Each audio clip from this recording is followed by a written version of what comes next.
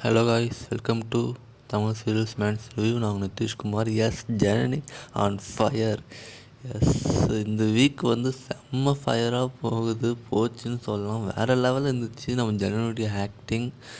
என்ன அவங்க வாய்ஸ் மட்டும்தான் கொஞ்சம் நல்லா இல்லை, மற்றபடி அவங்களுடைய ஆக்டிங் செம்மையாக இருந்துச்சு. வாய்ஸ் மட்டும் சேஞ்ச் பண்ணாங்கன்னா இன்னும் ஃபயராக இருக்கும்.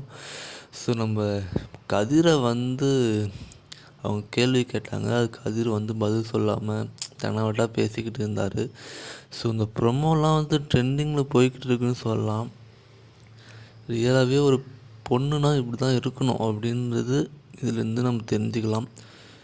ஸோ கண்டிப்பாக இந்த வீடியோ நிறையா பொண்ணுங்க பார்த்துட்ருப்பீங்க. ஸோ அவங்ககிட்டலாம் நான் கேட்குறது ஒன்றே தான், நம்ம ஜனனி மாதிரி போல்டாக பேசுங்க, போல்டாக இருங்க.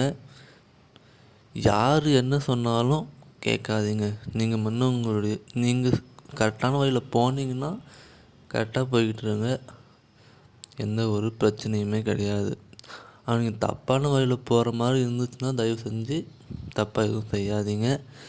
ஸோ ஜனனி இந்த வீக்கு செம்ம ஃபயராக ஆக்ட் பண்ணியிருக்காங்க. போன வீக் அந்தளவுக்கு இல்லை, ஸோ அதனால தான் டிஆர்பி டவுன் ஆகி இருந்துச்சு. பட் இந்த வீக் செம்ம ஃபயராக போகுது. ஸோ கண்டிப்பாக நெக்ஸ்ட் வீக் செம்மையாக டிஆர்பி வரும்.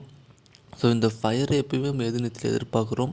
ஸோ பார்ப்போம் திருசெல்வம் சார் என்ன பண்ணுறாரு அப்படின்னு. இந்த ஃபயரை அப்படியே கொண்டு போகிறாரா, இல்லை அகெயின் ஜனனியை டம்மியாக காட்ட ஆரம்பிக்கிறாரா அப்படின்னு. ஸோ யாராலும் எதிர்நீச்சல் ஃபேன்ஸ் அவங்களும் லைக் பண்ணுங்கள், ஷேர் பண்ணுங்கள், சப்ஸ்கிரைப் பண்ணுங்கள். Thank you so much guys. அடுத்த வீடியோவில் பார்க்கலாம். தேங்க்ஸ்.